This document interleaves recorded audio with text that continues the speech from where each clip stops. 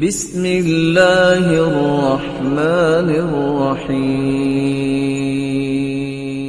السلام علیکم ورحمۃ اللہ وبرکاتہ۔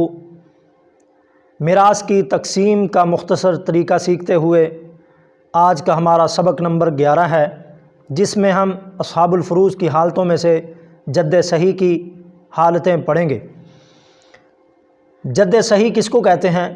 ہر اس جد کو کہتے ہیں کہ جس کی میت کی طرف نسبت کرتے ہوئے درمیان میں عورت کا واسطہ نہ آئے، مرد کا واسطہ آئے، جیسے باپ کا باپ، اس کو جد صحیح کہتے ہیں، اور ماں کے واسطے سے جو نانا ہوتا ہے اس کو جد فاسد کہتے ہیں۔ یہاں پر ایک بات یاد رکھنے کے قابل ہے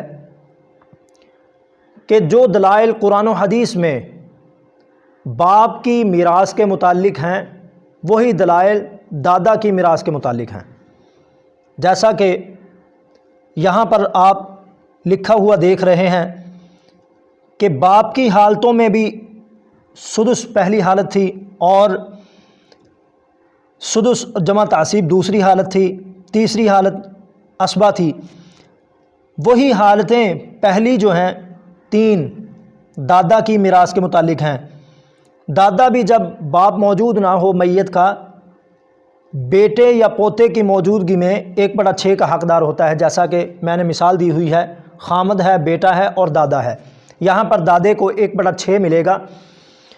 اور دوسری حالت ہے جب میت کی بیٹی یا پوتی موجود ہو تو پھر 1/6 کا حقدار بننے کے بعد جو باقی بچ جائے گا وہ دادا جو ہے بطور اسبہ کے لے گا۔ کیونکہ یہاں پر بیٹا نہیں ہے۔ اگر بیٹا موجود ہوتا تو پھر باپ جو ہے صرف اور صرف سدس کا حقدار ہوتا۔ تیسرے نمبر پر اسبہ بنے گا جب میت کی کوئی اولاد موجود نہ ہو۔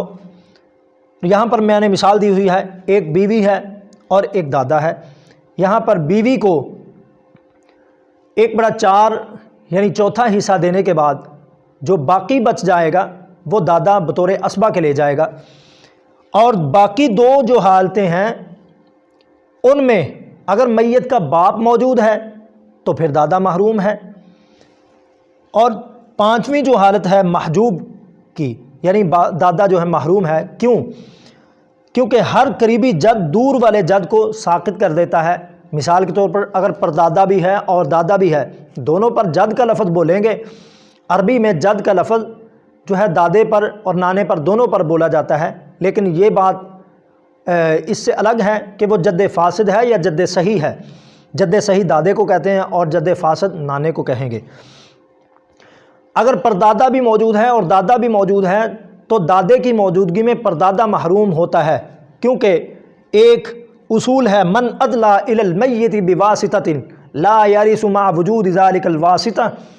قریبی رشتہ دار اسبہ کی موجودگی میں دور والا اسبہ رشتہ دار جو ہوتا ہے وہ محروم ہوتا ہے۔ اس لیے یہاں پر 5ویں حالت کو یہاں پر شمار کیا گیا ہے۔ اور اس میں ایک اور بات بھی یاد رکھنے کے قابل ہے کہ اخیافی بہن بھائی جو ماں جائے ہوتے ہیں ان کے متعلق تمام فقہا کا اتفاق ہے کہ دادے کی موجودگی میں یہ سب کے سب محروم ہوتے ہیں۔ کیونکہ جو اخیافی بہن بھائی ہوتے ہیں وہ تو کلالہ کے وارث ہوتے ہیں، اور کلالہ اس کو کہتے ہیں لا یترک والدا ولا ولدا، جس کا نہ باپ ہو نہ اولاد ہو۔ اگر باپ نہیں ہے، اگر دادا موجود ہے تو دادے کی موجودگی میں بھی یہ اخیافی بہن بھائی محروم ہوتے ہیں، کیونکہ باپ کے قائم مقام دادا ہوتا ہے۔ اس لیے تمام کے تمام اخیافی بہن بھائی جو ہیں وہ دادے کی موجودگی میں یا باپ کی موجودگی میں محروم ہو جاتے ہیں۔ لیکن ایک بات ضرور ہے جس میں اختلاف پایا جاتا ہے۔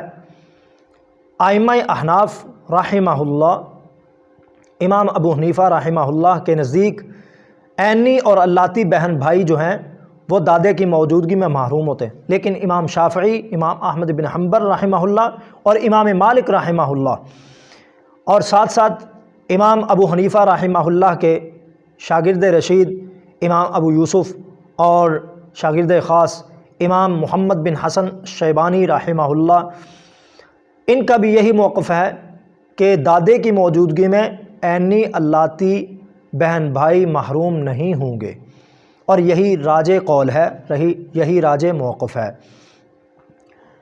آگے آئندہ سبق میں ہم انشاءاللہ جو عینی اور اللاتی بہن بھائیوں کی موجودگی میں دادا جو ہے وہ وارث کن حالتوں میں بنتا ہے، ان حالتوں کو آئندہ سبق میں پیش کروں گا۔